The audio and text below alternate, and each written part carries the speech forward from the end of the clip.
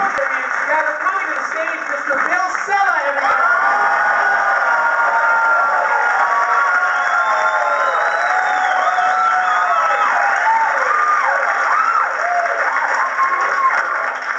Hi, everybody. I'm Bill Cella. Thank you for coming to the show. I want to let you know I've been practicing this in front of a mirror. It makes me laugh, so I hope you'll enjoy it. Coincidentally, that's the same exact thing I say to a girl before we have sex for the first time.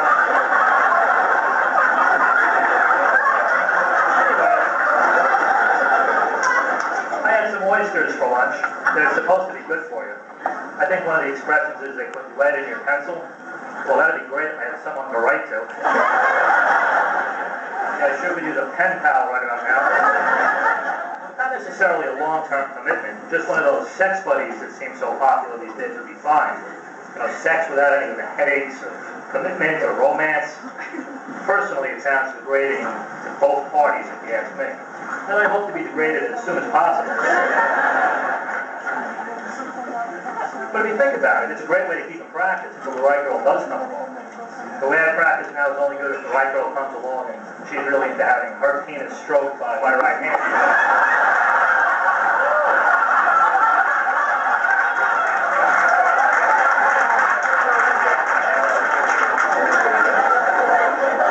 Thank you, that's a nice visual, isn't it?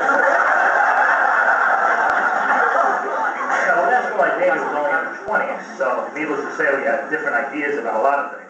One of those things, of course, was sex. My idea was, let's have it. Her idea was, let's not. She said she didn't want to have sex with anyone until she was in love with me. Hey, I'm fucking lovable. But I couldn't see it that way, I guess, so after about a month, we went our separate ways. Thankfully, she was really into oral sex, so the month wasn't a total loss. Yeah, we did that a lot. It was a mutual thing. I tried telling her it's better to give than to receive. You know, it's a Christian thing to do. But she insisted I do my part as well. Normally I don't mind. I'm actually glad to do it. But that's when it's foreplay to be followed by actual screwing. This just went on.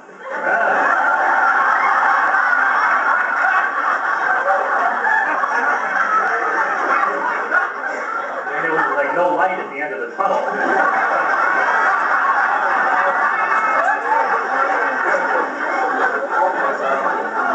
We can do this to each other without being in love, but not actual intercourse.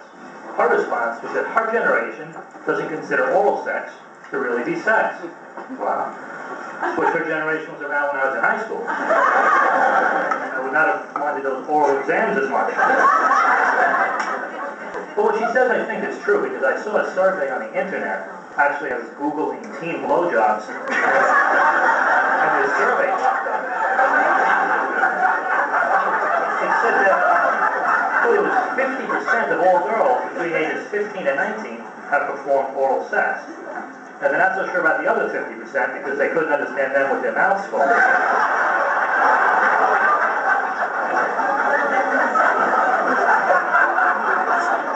Anyway,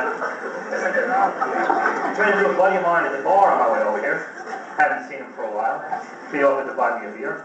I, of course, said yes. I didn't want to be rude. Who am I to offend anyone? So we finished up our drinks, and me being a keen observer of proper bar etiquette, bought him a drink. Now, all of a sudden that it's my money being spent, Mr. Bud Light decides he's in the mood for a 12-year-old scotch on the rocks with a fucking spit.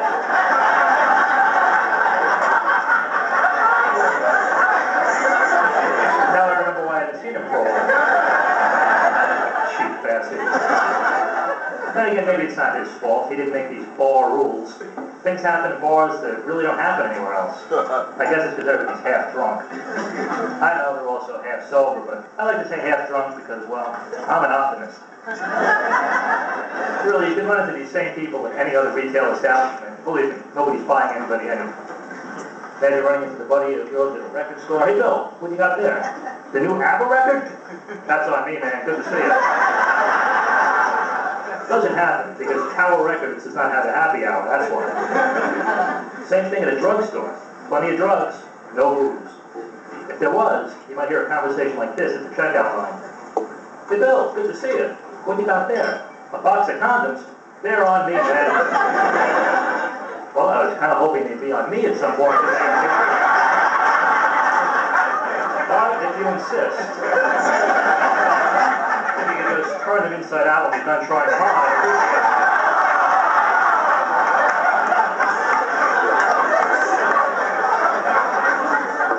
Another thing about bars, they make the bar stool so uncomfortable.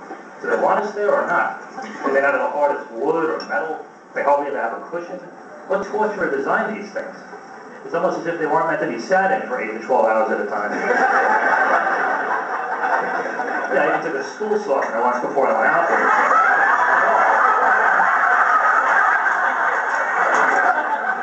Yeah, I just spent some time on an even more uncomfortable seat. I really got to read those labels a little more closely. But whatever you do, don't take a stool softener before you go out if you've had oysters for lunch. Because you're going to wish you were coming, but you're just going to be going. I got to go. Thank you very much.